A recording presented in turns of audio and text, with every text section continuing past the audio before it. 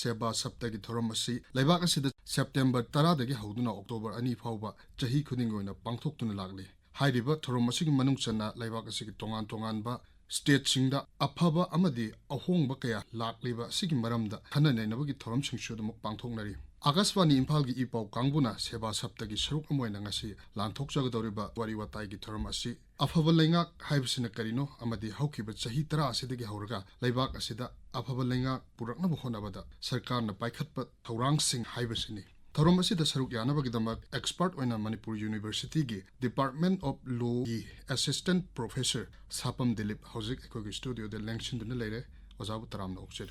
Thakajari Geetchandra ahan badalak saningi shoja Laibak amagi afaba lengak lon haibasigi nungi oiba wahantok soidana leigani masigi wakhallon si kari da yumpham moifam thoi masida kari yaufam thoi haibase ozadagi ahanbada thambi Geetchandra laibak ama haibasi miyamna semi laibak ama leiba matamda miyamgi yaifanaba haibasina khwaidagi maru oiba amasung mangda thamgadaba wafamni laibak ama leiba taragadi laibak tugi sasan moong ama natraga amada adum sathaba ngaktani sasan sidaida afaba sasan haibasi karino hairagadi leiriba miyamdugi hingiba punsi matek tudaida nungaina khuya tusitna aki akhang yaudana hingba ngamjanaba sarkarna laukhatpa thabak thorangsing aduni haina khoina lawbasu yai good governance 14th century da France da sijinaba taragasu UNDP United Nations Development Program amasung atai UN gi body jingnadi fobalengak sasan sidaida principle nipan yawi haina hai aduna mapungoiba principle singdudi kari no hairagadi participation haibadi sarkarna miyam gi warep lawba aduga miyambuzu warep lobada yauhanba haibasi ahanba principle ni ani suba principle na rule of law afaba ain gi kanglon ama lehanba misang mikhai naidaba impartial oiba ain gi kanglon leiba aduga ain amagi makhada lengak sasan sathaba mi amagi natraga mi kanglup kharagi aningba apambagi matungina lengak sasan sathaba nataba rule of law lehanbasini aduga transparency haibadi aron athup laitaba punama khangminnaba sasan oigadabani aduga responsive oiba haibadi matam sana mathok toba aduga consensus oriented haibadi khenaba mi mayam society ama leiba ama haibasde de khenaba mot mayam ama leini mado khenaba mayam singdo loina taisinaraga miyamna khwaidagi phaba aduga miyamna khwaidagi yaba mo ongda thawak pangthokpado madusu afaba lengak sasan leibagi maru oiba machak amani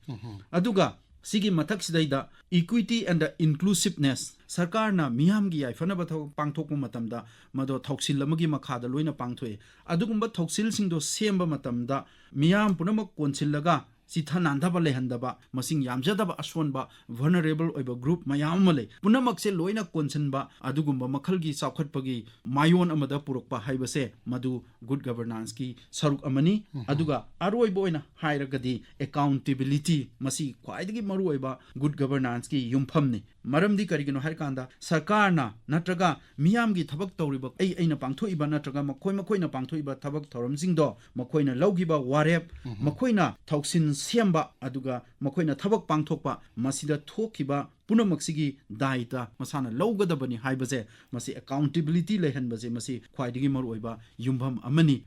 ozana thambebada good governance haibasigi matangda malemgi tongan do lebak kaya dadi hairiba chana patha mayam ama semdana chanaba hogibagi thabak oina onthokibagi miyamda adugumba transparent oiba manung mapan phawna uhanba afaba lengak sasanama piduna hena chawkhatpa nungaiba afaba khunai ma oinabagi damakta semba honaba mayam dum laikre masida mu makhatana zadalak saningise India da karam matamdagi good governance ngallingai matamdagi lairamabra natragana marakta atopa laibak singi influence lak laibra natraga masagi oijaba laibak singi adugumba good governance ki machat mawong matawsing lairamra haibadusu thambiyo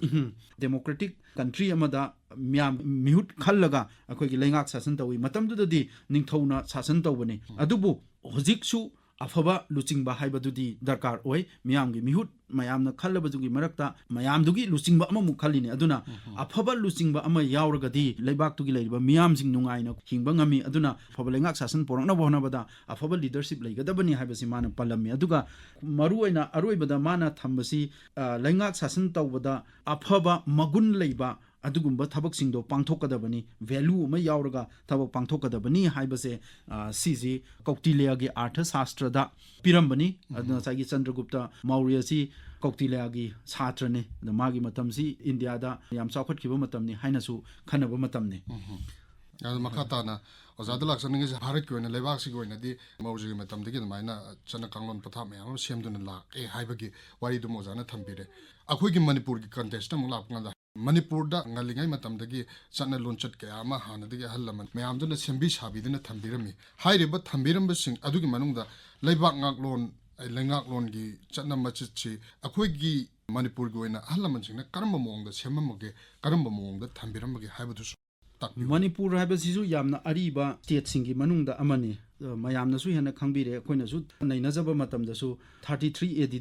ꯅꯣꯡꯗꯥ ꯂꯥꯏꯔꯦꯟ ꯄꯥꯈꯪꯕꯅ ꯄꯥꯟꯕ ꯍꯧꯕꯗꯒꯤꯗꯤ ꯂꯩꯉꯥꯛ ꯁꯥꯁꯟꯁꯤ ꯃꯄꯨꯡ ꯐꯥꯅ ꯐꯖꯕ ꯂꯩꯉꯥꯛ ꯁꯥꯁꯟ ꯂꯩꯔꯦꯅ ꯊꯝꯃꯤ ꯑꯗꯨꯅ ꯃꯅꯤꯄꯨꯔꯗꯁꯨ ꯄꯅꯥ ꯈꯥꯏꯗꯅ ꯄꯅꯥ ꯁꯤꯁꯇꯦꯝ ꯄꯅꯥ ꯂꯩꯕ ꯑꯗꯨꯒ ꯃꯤꯁꯤꯡꯗꯨꯒꯤ ꯃꯁꯤꯟ ꯄꯤꯔꯝꯕ ꯑꯗꯨꯒ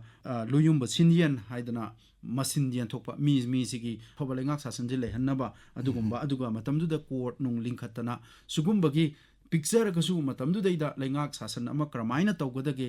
ꯃꯤꯌꯥꯝꯗ ꯍꯦꯟꯅ ꯐꯕ ꯃꯤꯌꯥꯝꯒꯤ ꯅꯨꯡꯉꯥꯏꯅꯕ ꯀꯔꯤ ꯇꯧꯒꯗꯒꯦ ꯍꯥꯏꯅ ꯍꯥꯏꯕꯒꯤ ꯒꯕꯔꯅꯥꯟꯁꯀꯤ ꯁꯤꯁꯇꯦꯝ ꯑꯃꯗꯤ ꯄꯤꯛꯑꯁꯨ ꯄꯤꯛꯅ ꯃꯅꯤꯄꯨꯔꯁꯦ ꯑꯗꯨꯝ ꯃꯁꯥꯒꯤ ꯑꯣꯏꯕ ꯇꯣꯞ ꯇꯣꯞꯄ ꯄꯣꯠ ꯑꯃꯗꯤ ꯑꯗꯨꯝ ꯂꯩꯔꯝꯃꯦ ꯍꯥꯏꯅ ꯑꯗꯨꯃꯥꯏꯅ ꯈꯟꯖꯩ ꯃꯈꯥ ꯇꯥꯅ ꯑꯣꯖꯥꯗ ꯂꯥꯛꯆꯅꯤꯡꯉꯤꯁꯤ ꯍꯧꯈꯤꯕ ꯆꯍꯤ ꯈꯔꯁꯤꯗꯒꯤ ꯁꯦꯕꯥ ꯁꯞꯇꯒꯤ ꯊꯧꯔꯝꯁꯤ ꯂꯩꯕꯥꯛ ꯁꯤꯟꯕ ꯊꯨꯡꯅ ꯄꯥꯡꯊꯣꯛꯇꯨꯅ ꯑꯗꯨꯝ ꯂꯥꯛꯂꯤ ꯌꯦꯡꯕ ꯌꯥꯕꯁꯤ ꯍꯧꯈꯤꯕ ꯆꯍꯤ 10 ꯑꯁꯤꯗ ꯀꯦꯟꯗ꯭ꯔ ꯁꯔꯀꯥꯔꯅ ꯂꯩꯕꯥꯛ ꯑꯁꯤꯗ ꯑꯐꯕ ꯂꯩꯉꯥꯛꯂꯣꯟ ꯑꯃ ꯄꯨꯔꯛꯅꯕ ꯍꯣꯠꯅꯕꯗ ꯄꯥꯏꯈꯠꯈꯤꯕ ꯁꯤꯡꯊꯥꯅꯤꯡꯉꯥꯏ ꯑꯣꯏꯕ ꯌꯥꯕ ꯊꯕꯛ ꯊꯧꯔꯝꯁꯤꯡꯁꯦ ꯁꯤꯒꯤ ꯃꯇꯥꯡꯗꯁꯨ ꯈꯔ ꯊꯝꯕꯤꯌꯨ ꯑꯗꯨꯒ ꯃꯈꯥ ꯇꯥꯅ ꯍꯥꯏꯔꯤꯕ ꯄꯥꯏꯈꯠꯂꯤꯕ ꯊꯕꯛ ꯊꯧꯔꯝꯁꯤꯡ ꯑꯗꯨꯗ ꯍꯦꯟꯅ ꯐꯕ ꯃꯑꯣꯡꯗ ꯂꯥꯛꯄ ꯌꯥꯕꯁꯦ ꯍꯥꯏꯕꯁꯤꯃꯁꯨ ꯊꯝꯕꯤꯌꯨ ꯏꯪ ꯀꯨꯝꯖꯥ 2013 ꯏꯟꯗꯤꯌꯥꯗ ꯗꯤꯁꯦꯝꯕꯔꯒꯤ 15 ꯒꯨꯗ ꯒꯕꯔꯅꯥꯟꯁꯀꯤ ꯅꯨꯃꯤꯠ ꯑꯐꯕ ꯂꯩꯉꯥꯛ ꯁꯥꯁꯟꯒꯤ ꯅꯨꯃꯤꯠ ꯍꯥꯏꯗꯅ ꯄꯥꯂꯟ ꯇꯧꯔꯒ ꯄꯥꯡꯊꯣꯛꯇꯅ ꯁꯨꯝ ꯂꯥꯛꯄꯁꯤꯅꯤ ꯃꯁꯤ ꯏꯟꯗꯤꯌꯥꯒꯤ ꯄ꯭ꯔꯥꯏꯝ ꯃꯤꯅꯤꯁꯇꯔ ꯑꯣꯏꯕꯤꯔꯝꯕ ꯚꯥꯔꯠ ꯔꯠꯅ ꯑꯇꯜ ꯕꯤꯍꯥꯔꯤ ꯕꯥꯖꯄꯥꯏꯒꯤ ꯃꯄꯣꯛ ꯅꯨꯃꯤꯠꯇ ꯄꯥꯡꯊꯣꯛꯄꯅꯤ ꯑꯗꯨꯒ ꯁꯤꯗꯒꯤ ꯍꯧꯔꯒ ꯑꯐꯕ ꯂꯩꯉꯥꯛ ꯁꯥꯁꯟꯒꯤ ꯃꯤꯁꯟ ꯑꯃ ꯑꯣꯏꯅ ꯁꯤ ꯆꯪꯁꯜꯂꯦ ꯑꯐꯕ ꯂꯩꯉꯥꯛ ꯁꯥꯁꯟꯒ ꯃꯔꯤ ꯂꯩꯅꯅ ꯃꯗꯨ ꯍꯦꯟꯅ ꯈꯣꯡꯖꯦꯜ ꯌꯥꯡꯍꯟꯅꯕꯒꯤꯗꯃꯛꯇ ꯁꯦꯟꯇꯔ ꯑꯃ ꯂꯤꯡꯈꯠꯂꯦ 2013 ꯃꯗꯨꯒꯤ ꯁꯦꯟꯇꯔꯗꯣ national centre for good governance ꯍꯥꯏꯅ ꯀꯧꯏ ꯁꯤꯒꯤ ꯈ꯭ꯋꯥꯏꯗꯒꯤ ꯃꯄꯨꯡ ꯑꯣꯏꯕ ꯃꯊꯧ ꯈꯔꯗꯤ ꯂꯩꯉꯥꯛ ꯁꯥꯁꯟꯒ ꯃꯔꯤ ꯂꯩꯅꯕꯗ ꯂꯩꯉꯥꯛ ꯍꯦꯟꯅ ꯐꯒꯠꯍꯟꯅꯕ ꯊꯕꯛ ꯇꯧꯕ ꯑꯗꯨꯒ ꯂꯩꯉꯥꯛꯀ ꯃꯔꯤ ꯂꯩꯅꯕ ꯊꯧꯁꯤꯜꯁꯤꯡ ꯑꯅꯧꯕ ꯊꯧꯁꯤꯜ ꯀꯔꯤ ꯁꯦꯝꯒꯗꯒꯦ ꯍꯥꯟꯅ ꯂꯩꯔꯝꯃꯤꯕ ꯊꯧꯁꯤꯜꯁꯤꯡ ꯀꯔꯝꯍꯥꯏꯅ ꯁꯦꯝꯗꯣꯛꯀꯗꯒꯦ ꯍꯥꯏꯕ ꯊꯕꯛ ꯄꯥꯡꯊꯣꯛꯄ ꯑꯗꯨꯒ ꯑꯐꯕ ꯂꯩꯉꯥꯛ ꯁꯥꯁꯟ ꯄꯨꯔꯛꯅꯕ ꯍꯣꯠꯅꯕꯗ ꯌꯥꯎꯔꯤꯕ ꯃꯤꯁꯤꯡꯁꯦ ꯁꯤ ꯀꯔꯝꯍꯥꯏꯅ ꯇꯧꯗꯅ ꯀꯦꯄꯥꯁꯤꯇꯤ ꯕꯤꯜꯗꯤꯡ ꯃꯈꯣꯏꯒꯤ ꯊꯕꯛ ꯇꯧꯕꯒꯤ ꯍꯩꯁꯤꯡꯕ ꯍꯦꯟꯒꯠꯍꯟꯕ ꯁꯤꯒꯤ ꯊꯕꯛꯁꯦ ꯇꯧꯒꯅꯤ ꯑꯗꯨꯒ ꯃꯗꯨꯒꯤ ꯃꯊꯛꯇꯨꯗꯩꯗ ꯁꯤꯚꯤꯜ ꯁꯥꯔꯚꯦꯟ ꯃꯄꯨꯡ ꯑꯣꯏꯅ ꯂꯩꯉꯥꯛ ꯁꯥꯁꯟ ꯆꯠꯊꯕꯗ ꯂꯩꯔꯤꯕ ꯁꯤꯚꯤꯜ ꯁꯥꯔꯚꯦꯟ ꯃꯌꯥꯝ ꯑꯃ IAS IPS ꯅꯠꯇ꯭ꯔꯒ MPS MCS ꯅꯠꯇ꯭ꯔꯒ ꯂꯩꯔꯤꯗꯅ ꯁꯥꯁꯟꯁꯦ ꯇꯧꯕ ꯃꯇꯝꯗ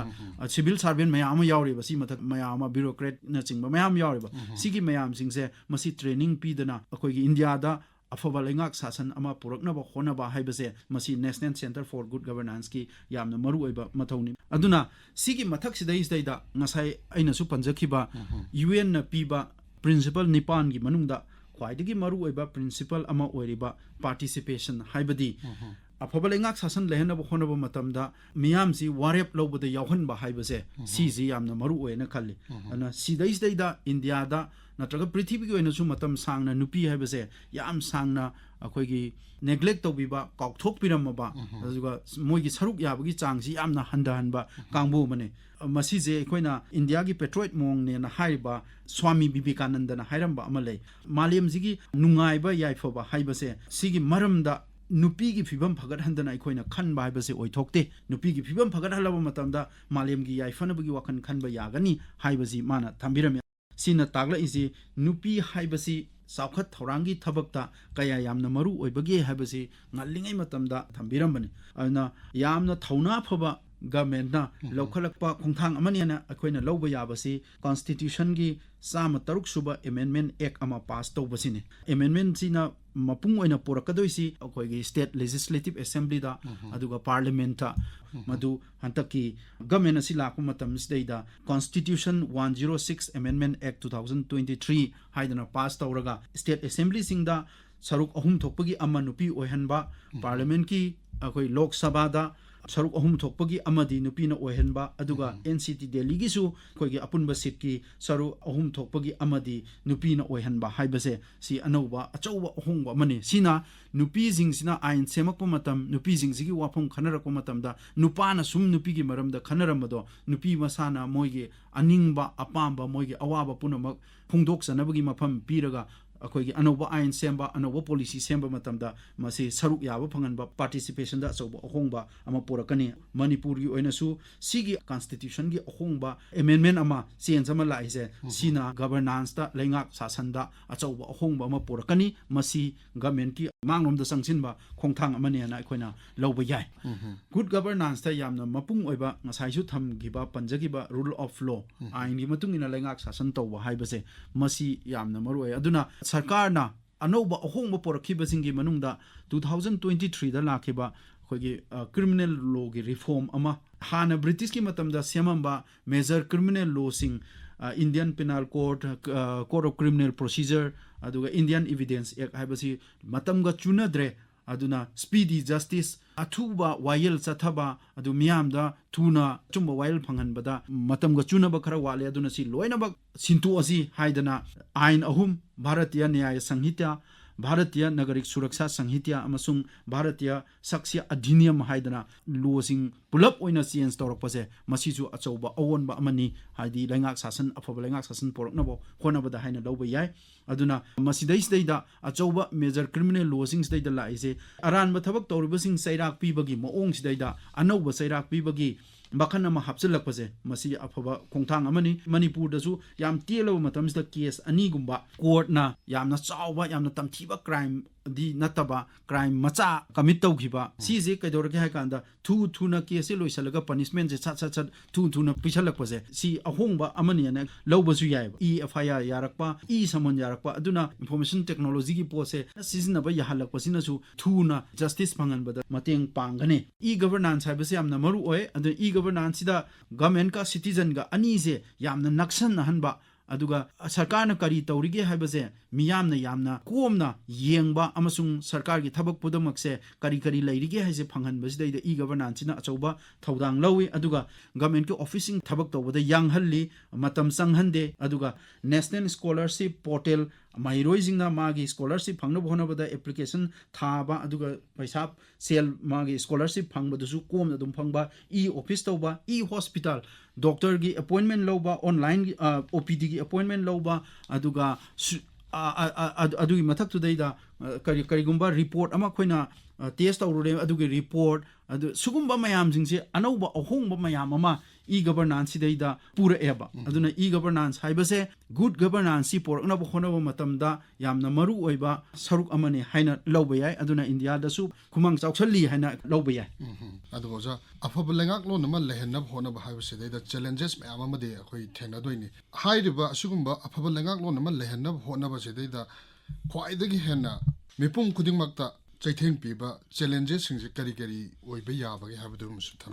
सिजु या मरु ओइबा वहांगने न खाली गेचंद्र रिपोर्ट खरा खोइना येंगजा मतमसदैदा अफबा लेंगाक शासनजे लेहनब होनब मतमसदैदा लेंगाक शासन हाइबसिदी सिविल सर्वेंट सिंगना तौबनी सिविल सर्वेंट सिंगसिना मपुंग ओइना मोइगी खुथांगदा लेंगाक शासनजे चथबनी अदुना मोइसे सुम नैनब मतमसदैदा इंडिया की ओइना नैनरक मतमदा सिविल सर्वेंट सिंगजिगी मोइगी ओइबा तोंगानबा समस्या खरा लई हाइदना मोट पिनै मदुगी मनुंगदा सिविल सर्वेंट लोइनबक्ति नते को माना रिपोर्ट सिदैदा थमनर इजे मपुंग ओइना लैंगाक शासन सिदैदा यावरबा मतुंग सिविल सर्वेंट अमा ओइरबा मतुंगदा मियाम सिगा मोइगा लैनरिबा मरी सिदैदा मियाम जि हेक लुना लौरुदबा अदुगुंबा अदुगा होंदोक होंजिन याबा वारेपसे यामना फ्लेक्सिबिलिटी लैतबा आइना तौरिसिदैदा अदुम चुम्मबनी सिदगी हेना हाइदोक हाइजिन यादे हाइबा अदुगा लाइबा सिटीजन सिंगदुददी नुंगाइतबा फावबा अदुना सिगी प्रॉब्लम खरा अदुम सिविल सर्वेंट सिंगदा थेंगनबजी सिजे इंडिया की ओइना challenges amani adum yawe aduga sigi mathak sidaida india gi oina hujiksu aduga honabadi khoi gi afabalenga sasan lehanaba honai afabalenga sasan ji lehanaba honabada khwaidagi achauba yeknaba ori sidi chenja thumja corruption haibajini aduna corruption sidi ꯑꯩꯈꯣꯏꯒꯤ ꯑꯇꯣꯞꯄ ꯁ꯭ꯇꯦꯠꯁꯤꯡꯒꯤꯗꯤ ꯈꯪꯗ꯭ꯔꯦ ꯃꯅꯤꯄꯨꯔꯗꯗꯤ ꯌꯥꯝꯅ ꯃꯍꯨꯝ ꯁꯥꯔꯒ ꯂꯩꯕꯗꯧꯅ ꯃꯁꯤ ꯃꯤꯌꯥꯝꯅ ꯃꯨꯠꯊꯠꯅꯤꯡꯕ ꯑꯗꯨꯒ ꯃꯨꯠꯊꯠꯄ ꯉꯝꯗꯕ ꯑꯆꯧꯕ ꯂꯩꯅꯥ ꯑꯃ ꯑꯣꯏꯅ ꯂꯩ ꯑꯗꯨꯅ ꯃꯁꯤꯒꯤ ꯀꯔꯞꯁꯟ ꯍꯥꯏꯕꯁꯦ ꯑꯐꯕ ꯂꯩꯉꯥꯛ ꯁꯥꯁꯟ ꯂꯩꯍꯟꯅꯕ ꯍꯣꯠꯅꯕꯗ ꯄꯤꯕ ꯈ꯭ꯋꯥꯏꯗꯒꯤ ꯑꯆꯧꯕ ꯑꯩꯈꯣꯏꯒꯤ ꯆꯩꯊꯦꯡ ꯑꯗꯨꯒ ꯑꯐꯕ ꯕ꯭ꯂꯣꯛ ꯍꯥꯏꯕ ꯇꯥꯔꯒꯗꯤ ꯁꯤꯒꯤ ꯀꯔꯤ ꯍꯥꯏꯇꯥꯔꯦ ꯑꯩꯈꯣꯏ ꯁꯝꯕꯜ ꯍꯥꯏꯇꯥꯔꯦꯅꯦ ꯃꯁꯤ ꯑꯣꯏꯇꯥꯔꯒꯗꯤ ꯑꯩꯈꯣꯏꯅ ꯀꯔꯞꯁꯟꯁꯤꯅꯦ ꯍꯥꯏꯅ ꯑꯩꯈꯣꯏꯅ ꯂꯧꯕ ꯌꯥꯏ ꯑꯗꯨꯒ ꯑꯩꯈꯣꯏꯒꯤ ꯉꯁꯥꯏ ꯑꯃ ꯍꯥꯏꯕ ꯔꯦꯁꯄꯣꯟꯁꯤꯞ ꯑꯣꯏꯕ ꯍꯥꯏꯗꯣ ꯍꯥꯏꯗꯤ ꯑꯀꯛꯅꯕ ꯃꯇꯝ ꯃꯅꯨꯡꯗ ꯊꯕꯛ ꯇꯧꯅꯕ ꯍꯣꯠꯅꯕ ꯁꯦ ꯂꯝꯕꯤ ꯁꯦꯝꯃꯦ ꯍꯥꯏꯔꯦ ꯂꯝꯕꯤ ꯁꯦꯝꯕ ꯃꯇꯝꯁꯤꯗꯩꯗ ꯂꯝꯕꯤꯁꯤ ꯅꯨꯃꯤꯠ 10ꯅꯤꯗ ꯁꯦꯝ ꯌꯥꯕꯁꯤ ꯂꯝꯕꯤ ꯊꯥ 2 ꯆꯪꯍꯟꯕ ꯑꯗꯨꯒ ꯃꯤꯌꯥꯝꯒꯤ ꯌꯥꯏꯐꯅꯕ ꯊꯧꯔꯛꯄ ꯃꯇꯝꯗ ꯉꯁꯥꯏꯒꯤ ꯑꯀꯛꯅꯕ ꯃꯇꯝ ꯑꯃꯗ ꯂꯣꯏꯁꯤꯟꯒꯗꯕꯅꯤ ꯍꯥꯏꯅ ꯄꯤꯕꯁꯦ ꯃꯗꯨꯒꯤ ꯋꯥꯡꯃꯗ ꯁꯥꯡꯅ ꯆꯤꯡꯊꯣꯛꯑꯒ ꯇꯧꯕꯁꯦ ꯃꯁꯤ ꯑꯩꯈꯣꯏꯅ ꯌꯥꯝ ꯇꯣꯏꯅ ꯊꯦꯡꯅꯕ ꯄꯣꯠ ꯑꯃꯅꯦꯕ ꯃꯤꯌꯥꯝꯅꯗꯤ ꯍꯧꯖꯤꯛ ꯂꯝꯕꯤ ꯊꯣꯡꯒꯤ ꯀꯔꯤꯒꯤ ꯃꯌꯥꯝ ꯑꯃ ꯍꯧꯔꯤ ꯂꯝꯕꯤ ꯊꯣꯡꯁꯦ ꯁꯦꯝꯃꯣ ꯍꯥꯏꯅ ꯂꯥꯛꯄ ꯃꯇꯝꯗꯁꯨ ꯑꯀꯛꯅꯕ ꯃꯇꯝ ꯑꯃ ꯄꯤꯔꯝꯒꯅꯦꯕ ꯑꯗꯣ ꯑꯀꯛꯅꯕ ꯃꯇꯝꯗꯨꯒꯤ ꯃꯅꯨꯡꯗ ꯄꯤꯗꯕ ꯔꯦꯁꯄꯣꯟꯁꯤꯕꯤꯂꯤꯇꯤꯁꯦ ꯈꯖꯤꯛꯇꯪ ꯑꯩꯈꯣꯏꯒꯤ ꯈꯟꯊꯕ ꯑꯗꯨꯒ ꯔꯦꯁꯄꯣꯟꯁꯤꯕꯤꯂꯤꯇꯤ ꯂꯧꯐꯝ ꯊꯣꯛꯏ ꯀꯥꯏꯅ ꯍꯥꯏꯕꯁꯦ ꯁꯤ ꯋꯥꯠꯄꯗꯧꯅ ꯇꯧꯕꯒꯤ ꯃꯃꯤ ꯂꯥꯛꯄꯁꯦ ꯃꯁꯤꯁꯨ ꯑꯆꯧꯕ ꯁꯤꯡꯅꯕ ꯑꯃꯅꯤ ꯃꯁꯤꯒꯤ ꯃꯊꯛꯇ ꯑꯗꯩ ꯑꯗꯨꯒꯤ ꯃꯊꯛꯇ ꯃꯥꯏ ꯀꯥꯡꯂꯨꯞ ꯐꯨꯔꯨꯞ ꯅꯥꯏꯕ ꯔꯥꯖꯅꯤꯇꯤ ꯇꯧꯔꯛꯄ ꯑꯩꯒꯤ ꯐꯨꯔꯨꯞꯀꯤ ꯑꯩꯒꯤ ꯀꯥꯡꯂꯨꯞꯀꯤ ꯍꯥꯏꯗꯅ ꯑꯄꯨꯟꯕ ꯑꯣꯏꯕ ꯋꯥꯐꯝꯁꯤ ꯀꯥꯎꯊꯣꯛꯈ꯭ꯔꯒ ꯑꯩꯒꯤ ꯅꯠꯇ꯭ꯔꯒ ꯑꯩꯒꯤ ꯐꯨꯔꯨꯞꯀꯤ ꯍꯥꯏꯗꯅ ꯑꯩꯒꯤ ꯂꯥꯏꯅꯤꯡ ꯆꯠꯄ ꯀꯥꯡꯕꯨ ꯁꯨꯃꯥꯏꯅ ꯁꯤꯒꯨꯝꯕ ꯃꯌꯥꯝꯁꯤꯡꯁꯤꯅ ꯂꯥꯛꯄ ꯃꯇꯝꯁꯦ ꯁꯤꯁꯨ ꯑꯩꯈꯣꯏꯅ ꯒꯨꯗ ꯒꯕꯔꯅꯥꯟꯁꯁꯤꯗꯩꯗ ꯑꯐꯕ ꯂꯩꯉꯥꯛ ꯁꯥꯁꯟ ꯄꯣꯔꯛꯄꯗ ꯑꯩꯈꯣꯏꯒꯤ ꯑꯆꯧꯕ ꯁꯤꯅ ꯈꯨꯗꯤ ꯊꯤꯅꯕꯒꯤ ꯃꯆꯥꯛ ꯑꯃ ꯑꯣꯏ ꯍꯥꯏꯅ ꯑꯩꯈꯣꯏꯅ ꯂꯧꯕ ꯌꯥꯏ ꯒꯤꯆꯟꯗ꯭ꯔ ꯃꯄꯨꯡ ꯑꯣꯏꯅ ꯑꯐꯕ ꯂꯩꯉꯥꯛ ꯑꯃ ꯂꯩꯍꯟꯅꯕꯒꯤꯗꯃꯛꯇ ꯔꯨꯜ ꯑꯦꯛ ꯃꯌꯥꯝ ꯑꯃ ꯁꯦꯝꯗꯨꯅ ꯊꯝꯃꯦ ꯇꯧꯒꯗꯕ ꯗꯥꯏꯇ ꯂꯧꯒꯗꯕ ꯃꯤꯁꯤꯡꯗꯨꯅ ꯅꯤꯡꯊꯤꯅ ꯉꯥꯛꯇꯨꯅ ꯆꯠꯄ ꯃꯗꯨꯕꯨ ꯏꯟꯗꯨꯅ ꯆꯠꯄ ꯗꯥꯏꯇ ꯌꯥꯎꯅ ꯊꯕꯛ ꯇꯧꯕꯒꯤ ꯇꯉꯥꯏꯐꯗꯕꯗꯨꯁꯨ ꯂꯩ ꯍꯥꯏꯕꯅꯤ ꯑꯗꯨꯒ ꯃꯈꯥ ꯇꯥꯅ ꯑꯣꯖꯥꯗ ꯂꯥꯛꯆꯅꯤꯡꯉꯤꯁꯤ ꯑꯁꯤꯒꯨꯝꯕ ꯑꯦꯛ ꯔꯨꯜ ꯃꯌꯥꯝ ꯑꯃ ꯁꯦꯝꯃꯦ ꯑꯐꯕ ꯒꯕꯔꯅꯥꯟꯁ ꯑꯃ ꯑꯣꯏꯍꯟꯅꯕꯒꯤꯗꯃꯛꯇ ꯍꯣꯠꯅꯕ ꯌꯥꯕ ꯃꯌꯥꯝ ꯑꯃ ꯍꯣꯠꯅꯔꯤ ꯄ꯭ꯔꯖꯥꯁꯤꯡꯁꯤꯅ ꯑꯐꯕ ꯂꯩꯉꯥꯛꯂꯣꯟ ꯑꯃ ꯂꯩꯍꯟꯅꯕꯒꯤꯗꯃꯛꯇ ꯀꯔꯤ ꯇꯧꯕ ꯌꯥꯏ ꯀꯔꯤ ꯊꯕꯛ ꯑꯣꯏꯅ ꯑꯣꯟꯊꯣꯛꯄ ꯌꯥꯏ ꯍꯥꯏꯕꯗꯨꯁꯨ ꯑꯔꯣꯏꯕ ꯑꯣꯏꯅ ꯑꯝꯇ ꯊꯝꯕꯤꯌꯨ ꯂꯩꯉꯥꯛ ꯁꯥꯁꯟ ꯂꯩꯔꯤꯁꯤ ꯃꯤꯌꯥꯝꯒꯤꯗꯃꯛꯇꯅꯤ ꯃꯤꯌꯥꯝꯒꯤꯗꯃꯛꯇ ꯂꯧꯈꯠꯂꯛꯏꯕ ꯊꯕꯛꯁꯤꯡ ꯑꯁꯦ ꯀꯔꯤ ꯂꯧꯈꯠꯂꯛꯏ ꯍꯥꯏꯕꯁꯦ ꯑꯩꯈꯣꯏꯅ ꯃꯨꯟꯅ ꯈꯪꯕ ꯑꯃ ꯗꯔꯀꯥꯔ ꯑꯣꯏꯕ꯭ꯔꯥ ꯍꯥꯏꯅ ꯈꯜꯂꯤ ꯀꯔꯤ ꯌꯥꯏꯐ ꯊꯧꯔꯥꯡꯁꯤꯡ ꯀꯔꯤ ꯂꯧꯈꯠꯂꯛꯏꯕꯒꯦ ꯍꯥꯏꯕꯁꯦ ꯃꯗꯨ ꯑꯍꯥꯟꯕꯗ ꯑꯩꯈꯣꯏꯅ ꯈꯪꯅꯕ ꯍꯣꯠꯅꯕꯁꯤ ꯌꯥꯝꯅ ꯃꯔꯨ ꯑꯣꯏ ꯑꯩꯈꯣꯏ ꯍꯧꯖꯤꯛ ꯃꯌꯥꯝ ꯑꯃ ꯒꯨꯗ ꯒꯕꯔꯅꯥꯟꯁꯀꯤ ꯃꯅꯨꯡꯗ ꯅꯩꯅ ꯃꯇꯝꯗ ꯇ꯭ꯔꯥꯟꯁꯄꯔꯦꯟꯁꯤ ꯑꯦꯀꯥꯎꯟꯇꯦꯕꯤꯂꯤꯇꯤ ꯍꯥꯏꯕꯅꯆꯤꯡꯕ ꯌꯥꯝꯅ ꯅꯩꯅꯈ꯭ꯔꯦ ꯏꯐꯤꯁꯤꯌꯦꯟꯁꯤ ꯑꯗꯨꯗꯩꯗ ꯃꯤꯌꯥꯝꯅ ꯃꯗꯨ ꯈꯪꯕ ꯌꯥꯕꯒꯤ ꯑꯩꯈꯣꯏꯒꯤ ꯈꯨꯗꯣꯡꯆꯥꯕ ꯃꯗꯨꯒꯤ ꯍꯛꯁꯨ ꯑꯩꯈꯣꯏꯗ ꯄꯤꯔꯦ ꯉꯁꯥꯏꯒꯤ ICTꯒꯤ ꯑꯩꯈꯣꯏꯒꯤ ꯈꯨꯗꯣꯡꯆꯥꯕ ꯃꯌꯥꯝ ꯑꯃ ꯄꯤꯕꯒꯤ ꯃꯊꯛꯇꯨꯗꯩꯗ ꯔꯥꯏꯠ ꯇꯨ ꯏꯟꯐꯣꯔꯃꯦꯁꯟꯒꯤꯁꯨ ꯈꯨꯗꯣꯡꯆꯥꯕ ꯄꯤꯔꯦꯕ ꯑꯗꯨꯅ ꯁꯤꯗꯩꯗ ꯒꯃꯦꯟꯅ ꯂꯧꯈꯠꯂꯤꯕ ꯊꯕꯛ ꯃꯌꯥꯝꯁꯤꯡꯁꯦ ꯑꯩꯈꯣꯏꯅ ꯈꯪꯕ ꯑꯃꯗꯤ ꯗꯔꯀꯥꯔ ꯑꯣꯏꯌꯦꯕ ꯑꯗꯨꯒ ꯈꯪꯕꯒ ꯂꯣꯏꯅꯅ ꯃꯤꯌꯥꯝꯒꯤꯗꯃꯛꯇ ꯁꯦꯝꯃꯤꯕ ꯄꯣꯂꯤꯁꯤꯁꯤꯡ ꯑꯁꯦ ꯆꯨꯝꯅ ꯆꯠꯂꯤꯕ꯭ꯔꯥ ꯐꯩꯅ ꯆꯠꯂꯤꯕ꯭ꯔꯥ ꯑꯗꯨ ꯀꯔꯣꯝꯗ ꯆꯠꯂꯤꯕꯒꯦ ꯍꯥꯏꯕꯁꯦ ꯑꯩꯈꯣꯏꯅ ꯀꯨꯞꯅ ꯌꯦꯡꯁꯤꯟꯕ ꯑꯃꯗꯤ ꯗꯔꯀꯥꯔ ꯂꯩ ꯃꯔꯝꯗꯤ ꯌꯥꯏꯐ ꯊꯧꯔꯥꯡ ꯂꯧꯈꯠꯂꯤꯕ ꯃꯌꯥꯝꯁꯤꯡꯗꯣ ꯃꯤꯌꯥꯝꯒꯤꯗꯃꯛꯇꯅꯤ ꯑꯗꯨꯅ ꯃꯤꯌꯥꯝꯅ ꯃꯗꯨ ꯈꯪꯅ ꯑꯩꯈꯣꯏꯒꯤꯗꯃꯛꯇ ꯁꯦꯝꯃꯛꯏꯕ ꯊꯧꯁꯤꯜ ꯊꯧꯔꯥꯡ ꯄꯥꯡꯊꯣꯛꯏꯕ ꯊꯕꯛ ꯃꯌꯥꯝꯁꯤꯡꯁꯦ ꯆꯨꯝꯅ ꯅꯠꯇ꯭ꯔꯒꯅ ꯆꯨꯝꯅ ꯆꯠꯂꯤꯕ꯭ꯔꯥ ꯂꯥꯟꯅ ꯐꯩꯅ ꯆꯠꯂꯤꯕ꯭ꯔꯥ ꯍꯥꯏꯕꯁꯤ ꯌꯦꯡꯉꯒ ꯌꯥꯝꯅ ꯚꯤꯖꯤꯂꯦꯟꯠ ꯑꯣꯏꯕ ꯑꯗꯨꯒꯨꯝꯕ ꯑꯩꯈꯣꯏꯒꯤ ꯃꯤꯌꯥꯝ ꯑꯃ ꯑꯣꯏꯕ ꯑꯃꯅ ꯆꯪꯉꯤ ꯑꯗꯨꯒ ꯑꯐꯕ ꯁꯔꯀꯥꯔꯅ ꯂꯧꯈꯠꯂꯛꯄ ꯊꯕꯛꯁꯤꯡꯗꯨꯗꯤ ꯃꯗꯨ ꯑꯩꯈꯣꯏꯒꯤ ꯃꯤꯌꯥꯝꯅ ꯁꯔꯀꯥꯔꯅ ꯃꯣꯏꯒꯤꯗꯃꯛꯇ ꯂꯧꯈꯠꯂꯛꯏꯕ ꯊꯕꯛꯅꯦ ꯍꯥꯏꯅ ꯈꯟꯕꯒ ꯂꯣꯏꯅꯅ ꯑꯐꯕ ꯊꯕꯛꯁꯤꯡꯗꯨꯗꯤ ꯄꯨꯟꯅ ꯑꯩꯈꯣꯏꯒꯤ ꯊꯕꯛ ꯇꯧꯃꯤꯟꯅꯕ ꯌꯥꯎꯁꯟꯃꯤꯟꯅꯕ ꯄꯨꯟꯅ ꯃꯗꯨ ꯑꯦꯟꯀꯔꯦꯖ ꯇꯧꯃꯤꯟꯅꯕ ꯒꯚꯔꯟꯃꯦꯟꯠꯅ ꯂꯧꯈꯠꯂꯛꯏꯕ ꯑꯐꯕ ꯊꯕꯛꯁꯤꯡꯗꯨꯗꯗꯤ ꯌꯥꯎꯔꯒ ꯄꯨꯟꯅ ꯊꯕꯛ ꯇꯧꯃꯤꯟꯅꯔꯒꯗꯤ ꯑꯩꯈꯣꯏꯒꯤ ꯑꯐꯕ ꯂꯩꯉꯥꯛ ꯁꯥꯁꯟ ꯑꯃ ꯄꯨꯔꯛꯄ ꯑꯗꯨꯅ ꯑꯜꯇꯤꯃꯦꯠꯂꯤ ꯑꯔꯣꯏꯕꯗꯗꯤ ꯉꯁꯥꯏꯒꯤ ꯃꯤꯌꯥꯝꯒꯤ ꯄꯨꯟꯁꯤ ꯅꯨꯡꯉꯥꯏꯅ ꯍꯤꯡꯕ ꯌꯥꯗꯣꯏꯅꯦꯕ ꯑꯗꯨꯅ ꯃꯤꯌꯥꯝꯁꯦ ꯃꯗꯨ ꯈꯪꯅ ꯊꯕꯛ ꯇꯧꯕꯅ ꯆꯨꯝꯕ꯭ꯔꯥ ꯍꯥꯏꯅ ꯑꯩꯒꯤ ꯋꯥꯈꯜꯗꯗꯤ ꯑꯗꯨꯃꯥꯏꯅ ꯇꯧꯔꯒꯗꯤ ꯒꯨꯗ ꯒꯕꯔꯅꯥꯟꯁꯁꯤ ꯄꯣꯔꯛꯄꯗ ꯈꯔ ꯃꯇꯦꯡ ꯑꯣꯏꯅꯦꯅ ꯈꯜꯂꯤ ꯃꯄꯨꯡ ꯑꯣꯏꯅ ꯒꯃꯦꯟꯒꯤ ꯁꯥꯏꯠꯇꯒꯤ ꯁꯦꯝꯃꯤꯕ ꯑꯦꯛ ꯔꯨꯜ ꯃꯌꯥꯝꯁꯤꯁꯨ ꯄ꯭ꯔꯖꯥꯅ ꯅꯤꯡꯊꯤꯅ ꯈꯪꯕ ꯑꯗꯨꯒ ꯄꯥꯏꯈꯠꯂꯤꯕ ꯊꯕꯛ ꯊꯧꯔꯝꯁꯤꯡꯁꯤꯗꯁꯨ ꯄ꯭ꯔꯖꯥꯅ ꯃꯤꯠꯌꯦꯡ ꯆꯪꯕ ꯃꯈꯣꯏꯒꯤ ꯍꯛꯇꯨ ꯐꯪꯅꯕꯒꯤꯗꯃꯛꯇ ꯃꯈꯣꯏꯒꯤꯁꯨ ꯈꯣꯜꯂꯥꯎ ꯑꯃ ꯆꯪꯉꯦ ꯍꯥꯏꯕꯅꯤ ꯑꯣꯖꯥꯅ ꯊꯝꯕꯤꯔꯤꯁꯤꯀꯣ ꯃꯇꯥꯡ ꯑꯁꯤꯗꯩꯗ ꯑꯀꯥꯁꯕꯥꯅꯤ ꯏꯝꯐꯥꯜꯅ ꯂꯥꯟꯊꯣꯛꯆꯕ ꯂꯩꯕꯥꯛ ꯑꯁꯤꯗ ꯑꯐꯕ ꯂꯩꯉꯥꯛ ꯃꯤꯆꯝ ꯃꯤꯌꯥꯝꯒꯤ ꯑꯣꯏꯕ ꯂꯩꯉꯥꯛ ꯑꯃ ꯄꯨꯔꯛꯅꯕ ꯍꯣꯠꯅꯕꯗ ꯁꯔꯀꯥꯔꯅ ꯄꯥꯏꯈꯠꯄ ꯊꯧꯔꯥꯡꯁꯤꯡ ꯍꯥꯏꯕꯁꯤꯒꯤ ꯃꯇꯥꯡꯗ ꯈꯟꯅ ꯅꯩꯅꯕꯒꯤ ꯊꯧꯔꯝ ꯑꯁꯤ ꯂꯣꯏꯁꯤꯟꯖꯔꯦ ꯑꯣꯖꯥꯕꯨ ꯑꯃꯨꯛ ꯍꯟꯅ ꯊꯥꯒꯠꯆꯔꯤ ꯈꯨꯔꯨꯝꯖꯔꯤ